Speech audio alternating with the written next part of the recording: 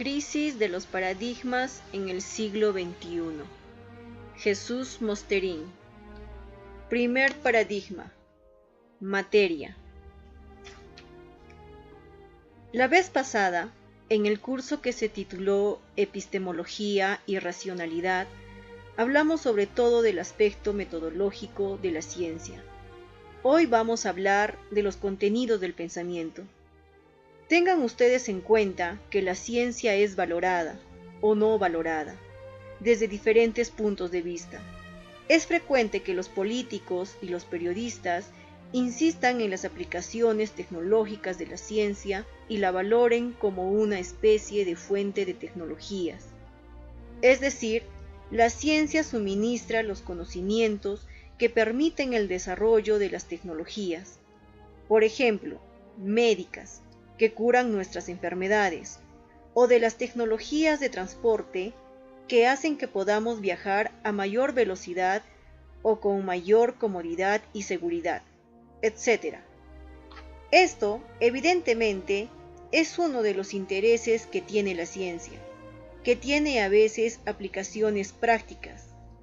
Y ya que se ha hablado aquí del espíritu, digamos que la gente a la que no le interesa la vida espiritual ni la vida intelectual, quizás solo valore la ciencia por sus aplicaciones prácticas o tecnológicas. Los científicos mismos a veces valoran la ciencia como una especie de pesebre, como lo que les da de comer, es decir, como una fuente de puestos de trabajo o de becas o de oportunidades de hacer carrera científica. En este sentido, hay a veces, supongo que aquí no es el caso, pero sí en algunos países, una gran presión para crear muchas instituciones científicas y crear muchas plazas de científicos para que tengan trabajo y empleo, lo cual, naturalmente, está muy bien, pero a la gente que no es científica les importa un bledo. Hay otras utilidades que tiene la ciencia. Hay un tipo de utilidad al que yo quería referirme ahora, y es que la ciencia hace contribuciones a nuestra cosmovisión. La ciencia hace contribuciones a la filosofía. La ciencia hace contribuciones a lo que nosotros sabemos del mundo, a la imagen que nos formamos en la cabeza del mundo. Todos los mamíferos formamos en nuestro cerebro una especie de mapa mental del entorno en que vivimos. Nosotros, los seres humanos, hacemos lo mismo a gran escala. Esta cosmovisión que tenemos en nuestra cabeza, que es una especie de mapa del universo, por un lado, ha constituido durante mucho tiempo una parte importante de todas las ideologías tradicionales y de las religiones. Las religiones tenían básicamente una especie de visión del mundo, de cosmovisión. Así, por ejemplo, todas estas cosas que nos preguntamos ahora en cosmología, acerca de cómo empezó el universo, cómo acabará, etc., son preguntas que siempre se habían hecho las religiones. Cada religión da una serie de explicaciones acerca de cómo empezó el universo. También da una serie de explicaciones acerca de cómo acabará, acerca de cómo es. Por ejemplo, los aztecas en México tenían una cierta visión de la Tierra, con una serie de estratos. Bajando desde la superficie terrestre había una serie de infiernos cada vez más profundos, subiendo una serie de cielos, cada vez más etéreos. Esta es una visión cíclica del universo, según la cual el universo era dinámico, se desarrollaba en torno a un determinado sol, duraba un cierto tiempo y al final desaparecería en un gran cataclismo y volvía a nacer posteriormente. Por otro lado, también las religiones, aparte de esto, de esta especie de cosmología, por llamarla de alguna manera, proporcionaban una serie de normas prácticas de conducta, una moral. La cosmovisión religiosa y la moral religiosa nos parecen ahora como supersticiosas y faltas de justificación. En el siglo XXI, nadie se las cree muy en serio. Sin embargo, seguimos teniendo la necesidad de orientarnos en el mundo, la necesidad de una cierta visión de cómo es este mundo en el que vivimos, de cómo empezó todo, de cómo acabará, de cómo somos nosotros, de dónde venimos, a dónde vamos, qué papel jugamos nosotros en la economía global y cósmica de las cosas. Todas estas preguntas que siempre nos hemos hecho, ya que las respuestas tradicionales no bastan, hace que la ciencia adquiera más y más protagonismo, no solo en sus aplicaciones tecnológicas, sino también en nuestra manera de conocer el mundo. Desde este punto de vista, en esta semana vamos a hablar aquí, no de todos los resultados de la ciencia, obviamente, pero sí de unos pocos que parece que tienen especial relevancia filosófica. Hay desde otros puntos de vista muchas investigaciones importantes y absolutamente admirables y respetables acerca de ciertas cuestiones como, por ejemplo, química inorgánica o de historia del Imperio Bizantino. Pero estas investigaciones no tienen gran trascendencia filosófica. Sin embargo, hay otro tipo de investigaciones que en cierto modo dan completamente en la línea de preguntas fundamentales de la filosofía. Por ejemplo, el papel que tradicionalmente representaban la teología y la idea de Dios. En cierto modo, ahora lo representa la cosmología y la idea del universo. Y lo mismo podemos decir de nociones tales como la noción del genoma o la noción del cerebro. Estas cuestiones que hemos elegido aquí para hablar de ellas tienen gran trascendencia cosmovisiva o filosófica. O sea, son cuestiones científicas, pero no meramente científicas. Son cuestiones que nos importan a todos, seamos o no científicos. La palabra que aparece en el título del curso de paradigma es una palabra griega que significa algo así como ejemplo a seguir o modelo. Esta palabra fue puesta de moda por Kuhn, quien fue un famoso filósofo historiador de la ciencia al que conocí bien el año 93, cuando estuve de profesor visitante en el MIT, en Cambridge, junto a Boston. Estábamos en el mismo departamento. Además tenía mi despacho contiguo al de Kuhn. Él se encontraba enfermo y muy deprimido, y ya no estaba de acuerdo con las ideas que había expuesto anteriormente en su famoso libro sobre la estructura de las revoluciones científicas, que es el mayor bestseller que ha tenido la filosofía e historia de la ciencia. Que yo sepa, es el único libro de filosofía e historia de la ciencia del que se han vendido bastante, más de 1 millón de ejemplares, lo cual es muy poco habitual en este tipo de publicaciones. Es un libro muy bonito que se lee muy bien, como una novela, y que representa una visión un poco romántica del desarrollo de la ciencia, según la cual los grandes avances de la ciencia procederían mediante una serie de revoluciones, como él las llama. Las revoluciones consistirían básicamente en la sustitución, y aquí viene la palabra paradigma, de un paradigma por otro, es decir, que en una ciencia determinada habría durante un tiempo un mismo paradigma, y entonces se resolverían problemas concretos dentro de este paradigma, y se harían aplicaciones de este paradigma. A esto es lo que Kuhn llamaba la ciencia normal. Pero bajo ciertas circunstancias empezarían a aparecer más y más problemas que no podrían solucionarse con este paradigma. Empezarían a descubrirse contradicciones o conflictos dentro del propio paradigma. Entonces, el paradigma entraría en decadencia y surgiría un revolucionario que propondría un paradigma nuevo. Este nuevo paradigma encontraría nuevos partidarios e iría creciendo el número de sus partidarios. Ya el viejo paradigma dejaría de tener partidarios. Los últimos partidarios se irían haciendo viejos y se irían muriendo, y entonces se produciría la sustitución de un paradigma por otro. Esto sería una revolución científica. Esta es una visión, como ven ustedes, romántica y heroica y casi de ópera, de lo que es la evolución de la ciencia. Kuhn tuvo esta idea porque a él, que era físico, cuando estuvo en la Universidad de Harvard, le encargaron que diese un cursillo sobre historia de la ciencia.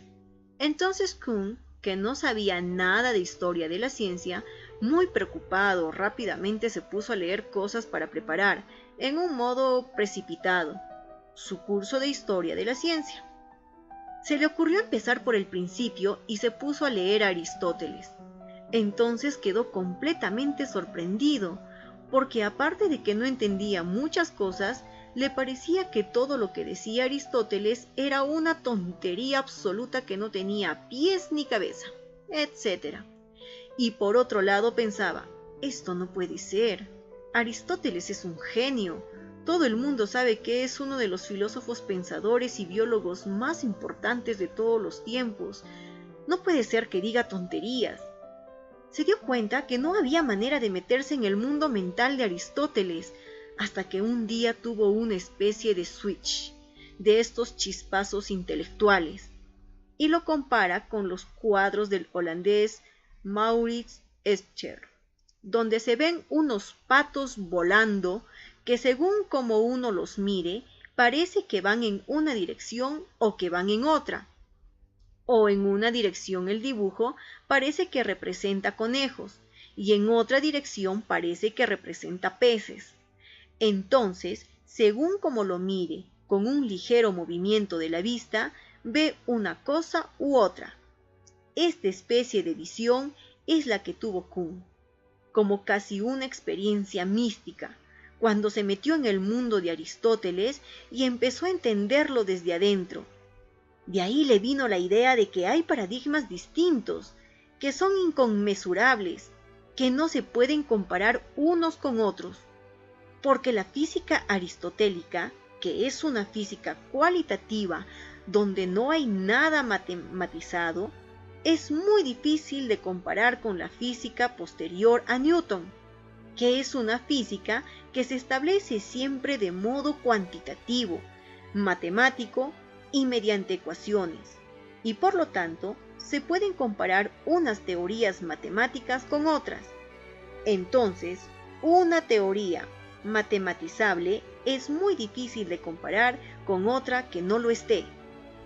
Todas estas ideas de Kuhn son muy problemáticas. Pueden tener ciertos visos de realidad cuando se refieren a episodios fundacionales de la ciencia. Cuando se fundó la física con Galileo, o cuando se fundó la química en la época de Lavoisier, en esos momentos iniciales quizá pasó algo como lo que dice Kuhn, pero desde luego dejó de pasar.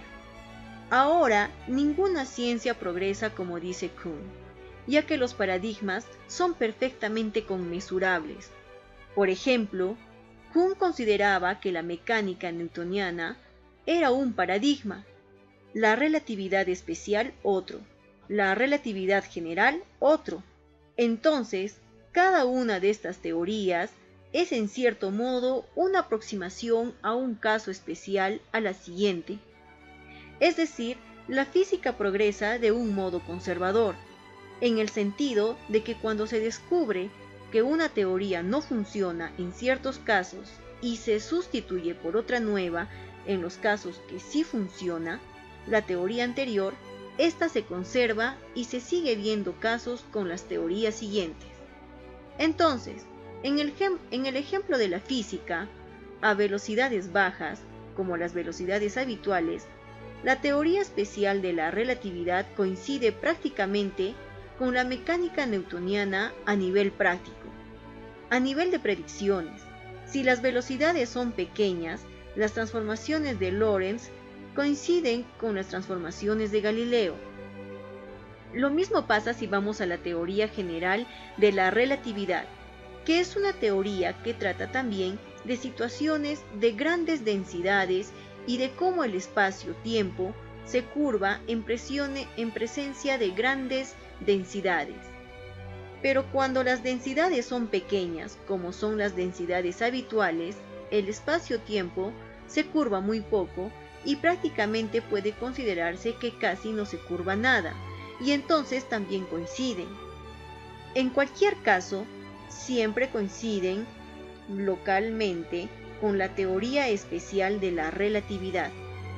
O sea que la mecánica newtoniana sigue siendo un paradigma aplicado y aplicable.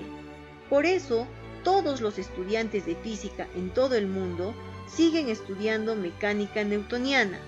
Cuando se envía un satélite artificial al espacio o se envía un hombre a la luna, la única física que se aplica es la física newtoniana. No se aplica ningún tipo de física que vaya más allá de eso. Entonces, no está muy claro que todas estas teorías, un poco revolucionarias y románticas de Kuhn, sean aplicables a la situación actual.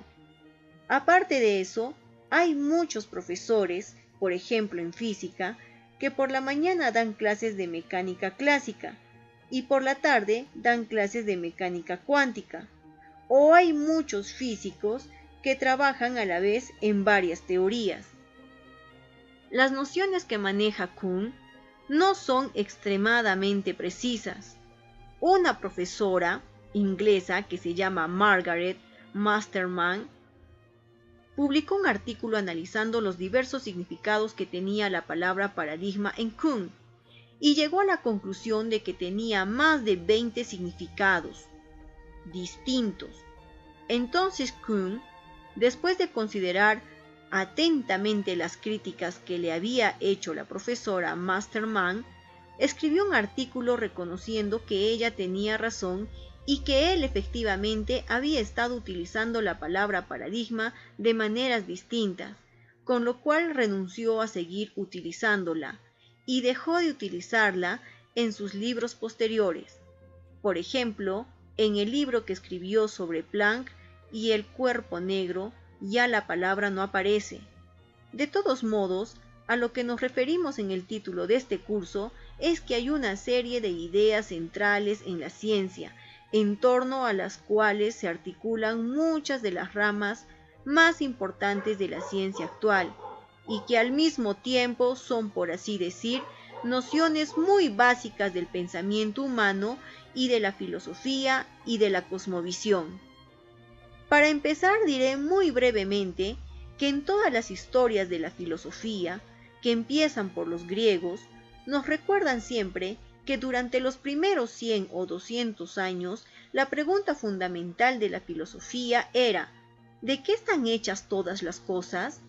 Como registra la historia de la filosofía, a Tales de Mileto, que suele figurar como el primero de los filósofos, se le atribuye esta pregunta y también la respuesta, que en cierto modo es una primera teoría unificada, que habíamos hablado que es muy ingenua, que todas las cosas están hechas de agua.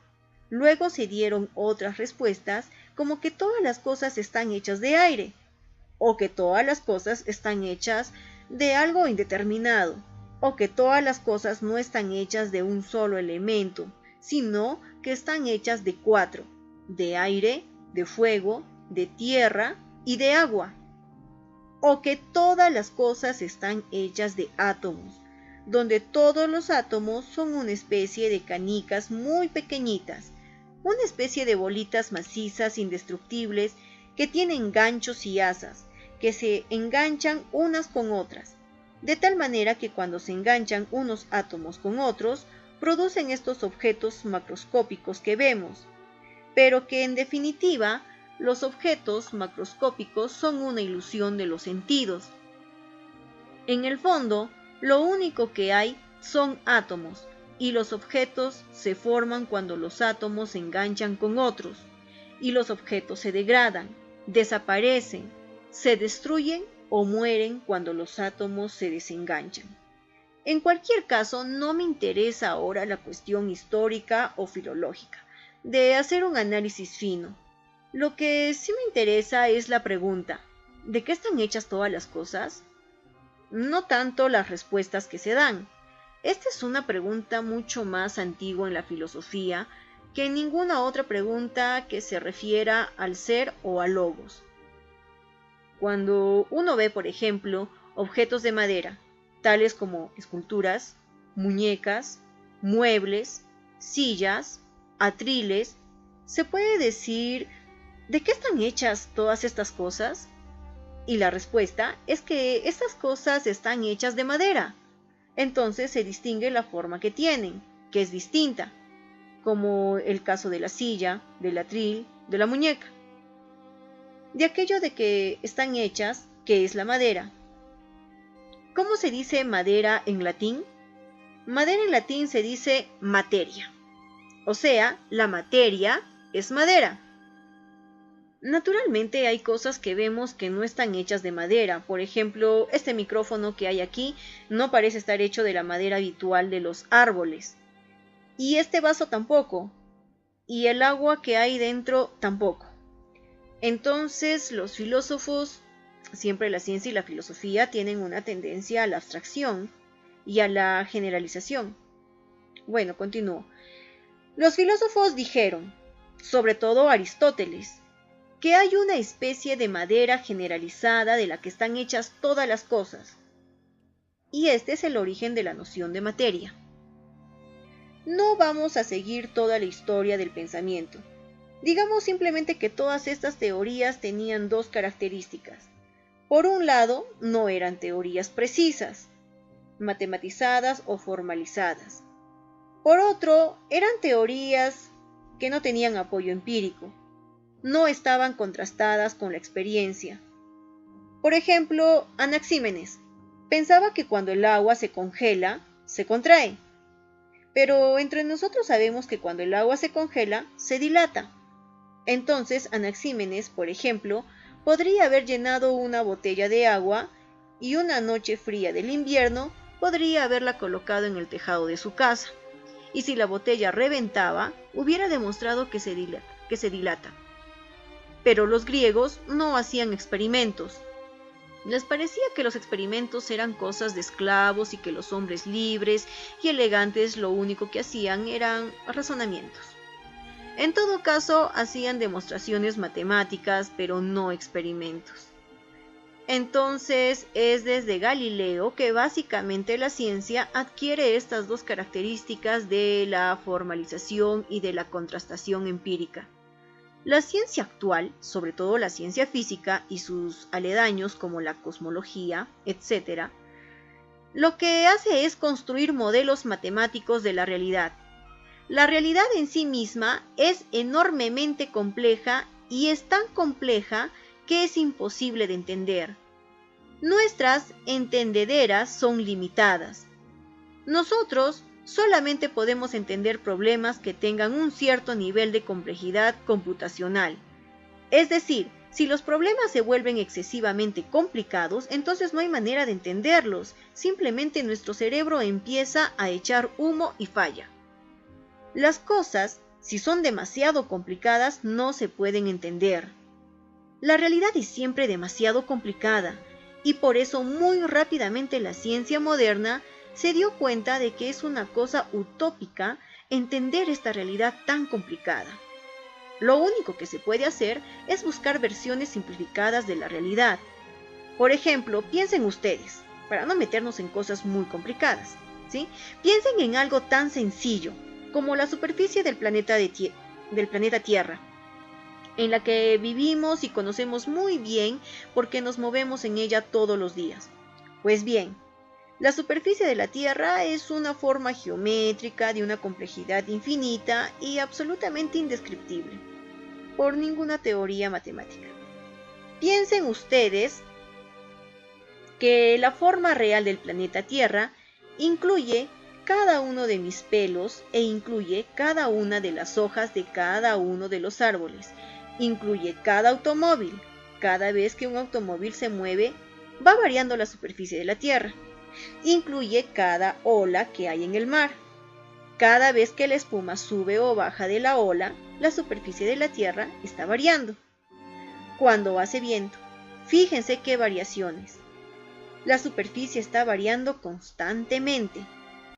Veía antes a unos señores que iban en parapente.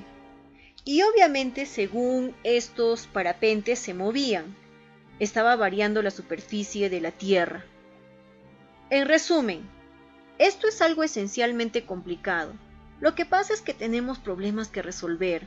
Por ejemplo, Las compañías aéreas tienen que fijar las trayectorias de los aviones cuando van de una ciudad a otra y buscan las rutas más cortas, etc. Para cosas de este tipo, necesitamos idealizar la superficie de la Tierra.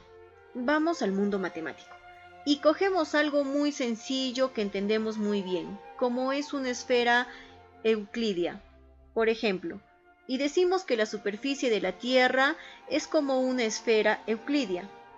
Hacemos un mapamundi que es como una esfera.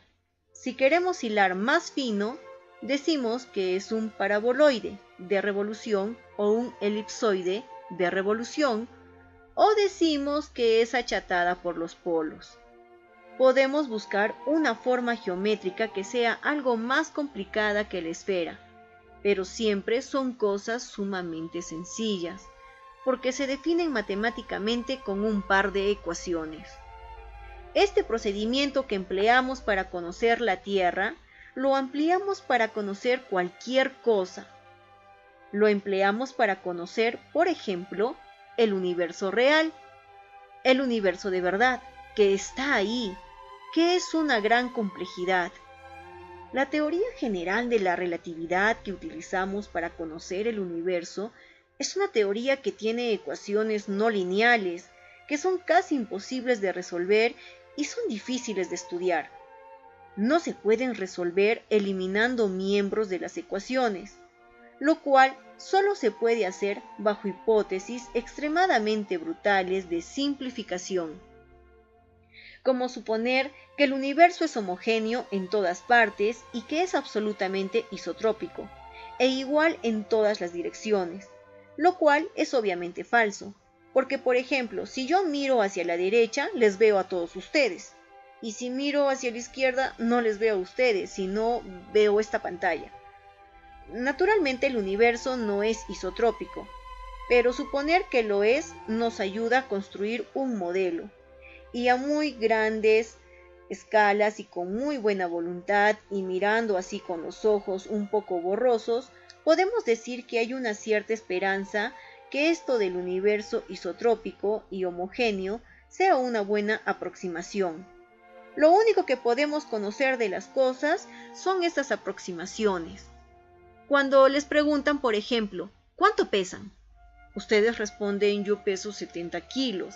Estos 70 kilos es una simplificación brutal, porque el peso es algo muy complicado, que además está variando constantemente cuando estamos comiendo, bebiendo, yendo al baño y sudando, cortándonos el pelo. Si decimos 70 kilos, muy bien. Estos 70 kilos es un número, un modelo matemático. Lo mismo que la esfera y lo mismo que el modelo cosmológico. Todas estas cosas son modelos matemáticos. En la ciencia actual, los matemáticos trabajan y construyen el universo conjuntista, el universo matemático, con estructuras muy bien definidas. Así como la realidad empírica es muy complicada y no la entendemos, la realidad matemática, aunque a algunos quizá les parezca mentira, es muy sencilla y muy transparente, y la entendemos muy bien. No sé si aquí se dice esto de que lo entiendo como si lo hubiera parido. Las matemáticas las entendemos como si las hubiésemos parido, porque efectivamente las hemos parido y no tienen más misterios. Las estructuras matemáticas son exactamente como las definimos, es decir, no tienen recovecos, escondidos. Las conocemos perfectamente.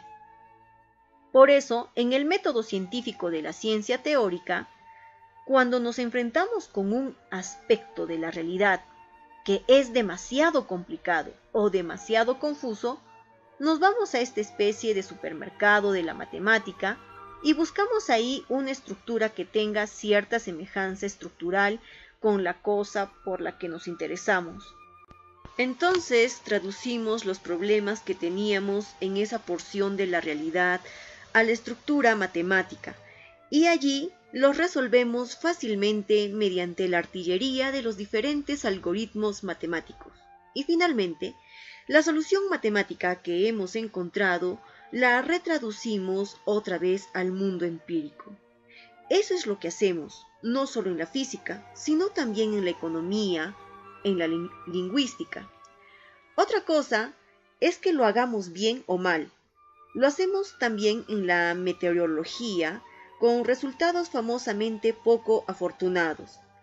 Lo que ahora pensamos que es la materia, que es esta madera de que están hechas todas las cosas, es el resultado de la conversión de la hipótesis metafísica del atomismo en una hipótesis científica, que tuvo lugar en el siglo XIX, sobre todo por los químicos Joseph Louis Proust y otros, que empezaron a hacer una química cuantitativa.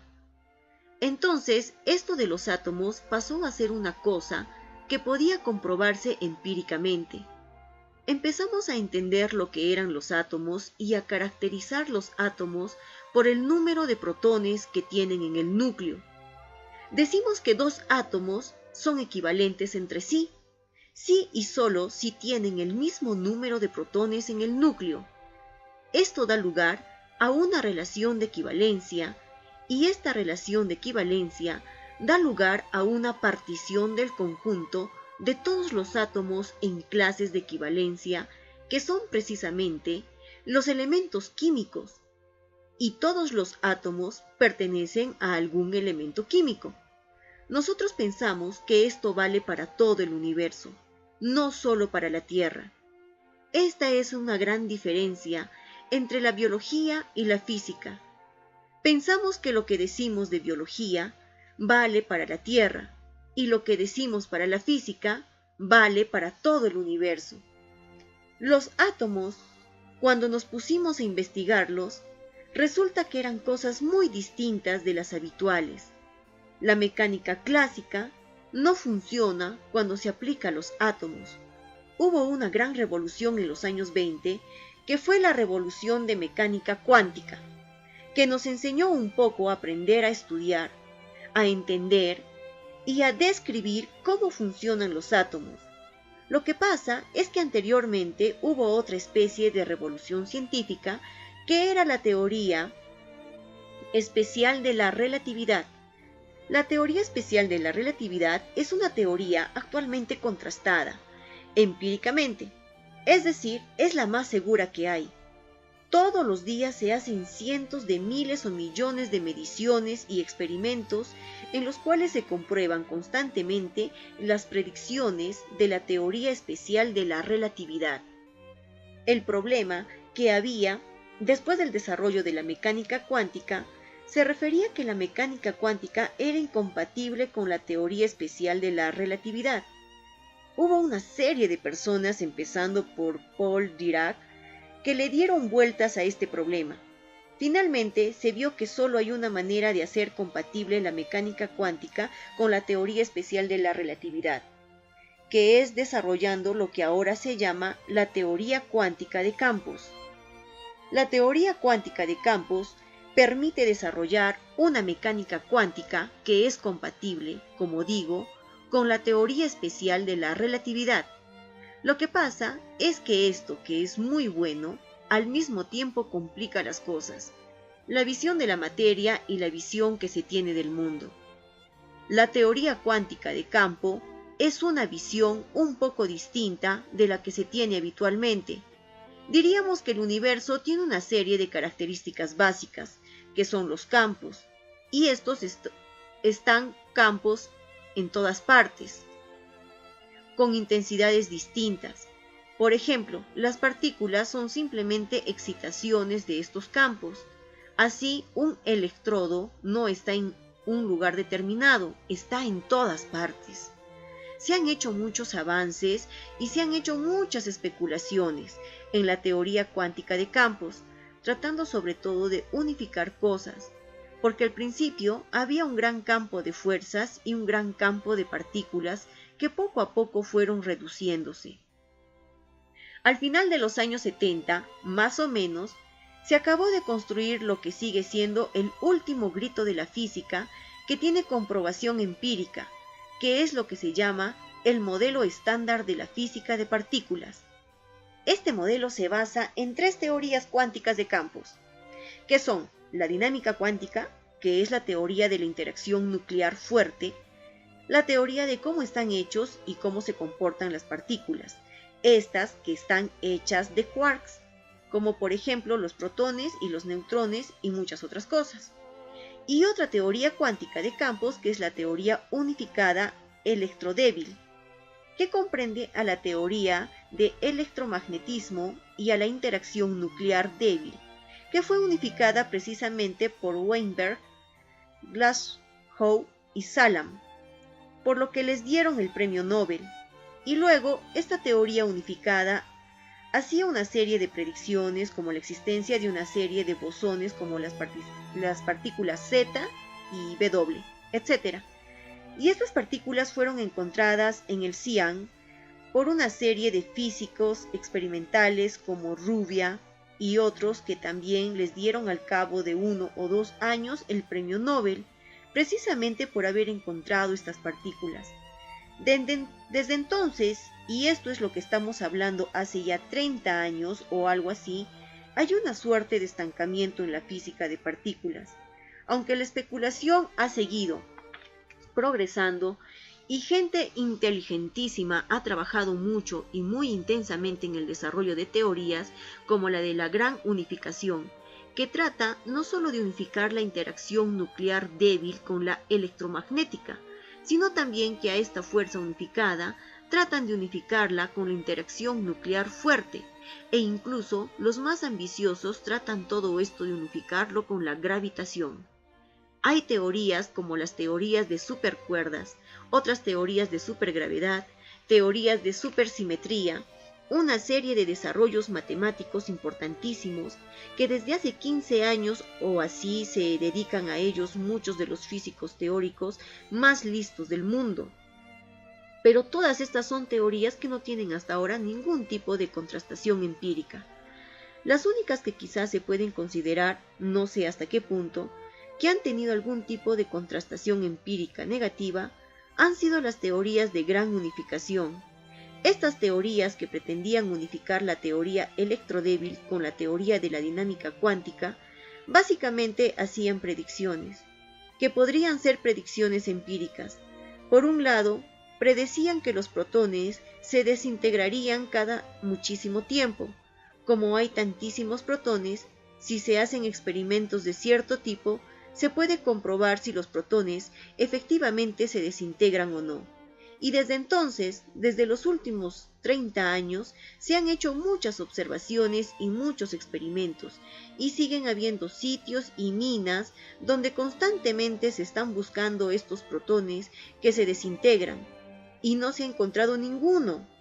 A lo mejor los protones, a pesar de todo, se desintegran, pero desde luego no hay la más mínima razón empírica para pensar que los protones se desintegran, que es una de las predicciones de esta teoría. Otra de las predicciones de las teorías de gran unificación es que el mundo tenía que estar lleno de monopolos magnéticos, es decir, que casi toda la masa del universo estaría en forma de monopolos magnéticos. Esto se debe a que, según esta teoría, habría habido una fuerza unificada anterior al desacoplamiento de la fuerza de la interacción nuclear fuerte de la electrodébil, y en un momento dado se habría roto la simetría, y esa ruptura de simetría habría producido una serie de defectos topológicos en un espacio de fases y habría dado lugar, en definitiva, a unas cosas que, sin meternos ahora en cuestiones técnicas, se llaman monopolos magnéticos, que tendrían muchísima masa, tendrían tanta masa que dentro de la masa estarían los monopolos magnéticos. Sin embargo, se ha mirado en todas las direcciones y nadie ha visto ningún monopolo magnético. Aunque son muy bonitas las teorías de gran unificación y hace casi aproximadamente 20 años todos los físicos teóricos pensaban que eran correctas y que se iban a comprobar, están un poco abandonadas porque han hecho predicciones y estas predicciones no han sido observadas. Otras teorías que son todavía más bonitas y más avanzadas, como las teorías de supersimetría de cuerdas, etc.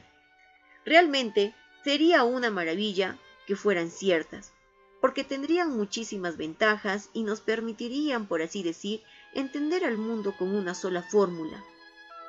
Pero no es que no se hayan observado las predicciones que hacen, es que no hacen ninguna predicción observacional, porque dentro de los límites de lo observable con la tecnología actual y previsible, sus predicciones coinciden con las predicciones del modelo estándar de la física de partículas, y en aquellas situaciones donde no coinciden, sino que más bien discrepan y por tanto podrían dar lugar a observaciones que permitiesen apoyar empíricamente a estas teorías.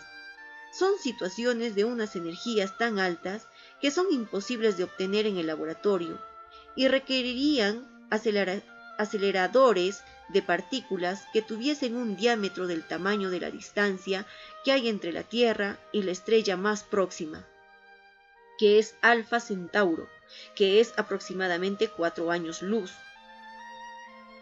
De todos modos, es posible que en el futuro la inteligencia y el despabilamiento de los físicos, tanto teóricos como experimentales, permitan encontrar algún tipo de contrastación empírica de estas teorías. Pero de momento, desde un punto de vista epistemológico, provisionalmente, no digo para siempre, pero hasta ahora, hasta el año 2002, me parece que hay que considerar que estas teorías son básicamente teorías de la matemática, es decir, son teorías que estudian a fondo unas estructuras matemáticas que serían enormemente interesantes para la física si pudiesen contrastarse empíricamente. Porque tengan ustedes en cuenta que ahora la física tiene dos teorías básicas. Por un lado, la teoría cuántica de campos y la mecánica cuántica. Por otro lado, el modelo estándar de la física de partículas y la teoría general de la relatividad. La física, sin duda, está escindida en dos posiciones que no tienen nada que ver una con la otra. Por ejemplo, la física de partículas es una física en la cual no existe la gravedad, porque no juega ningún papel importante. Tengan ustedes en cuenta que la fuerza electromagnética, la fuerza electrostática con la que se atrae un protón a un electrón, es casi 10 a la 40 veces mayor que la fuerza gravitatoria con la que el protón atrae al electrón. Entonces, si la fuerza gravitatoria es 10 a la 40 veces menor, es completamente despreciable y está muy por debajo de cualquier límite de observabilidad. Por lo tanto, está muy bien que se ignore a la gravitación en la física de partículas y en la mecánica cuántica. Pero por otro lado, si no miramos a algo muy pequeño, sino que miramos algo grande, ocurre exactamente lo contrario, es decir, que todas las fuerzas desaparecen y la gravitación es la única gran fuerza que ejerce, por así decir, su autoridad y su señorío sobre el universo entero, y mueve las galaxias y mueve la evolución cósmica, y todo esto se basa en una serie de consideraciones de la teoría general de la relatividad. La teoría general de la relatividad no solo es una teoría distinta de la mecánica cuántica, sino que es incompatible con ella. Ambas se basan en tipos de matemáticas que son completamente distintos. Es una teoría continuista, determinista, muy distinta que la mecánica cuántica. Algunos tratan de unificar estas dos teorías, lo cual sería maravilloso. Por ejemplo, la teoría de supercuerdas permitiría unificarla, si resultara ser una teoría física. Pero como digo, a pesar de toda la propaganda que se puede hacer, bien intencionada, la verdad es que de momento solo es una teoría matemática, si pensamos que la física es una ciencia empírica. Weinberg ha escrito un libro en el que habla del sueño de una teoría final. Durante muchas etapas de la física, siempre se ha pensado que en el próximo año viene la teoría final. Como los judíos decían, el año que viene Jerusalén. Por ejemplo, cuando Thomson se puso a estudiar física, le recomendaron que estudiara otra cosa porque en física ya se sabía todo lo que había que saber y no había nada que descubrir. Por lo tanto, mejor que estudiase sociología o algo así, donde no se sabía nada y podría quizá descubrir algo nuevo. Esto se ha repetido constantemente. Cuando el famoso físico Stephen Hawking, que está paralizado en una silla de ruedas, aparte de sus grandes contribuciones, tomó posesión de su cátedra lucasiana en la Universidad de Cambridge, en Gran Bretaña, que es la cátedra que había tenido Newton. Por eso es especialmente prestigiosa en Trinity College, en Cambridge.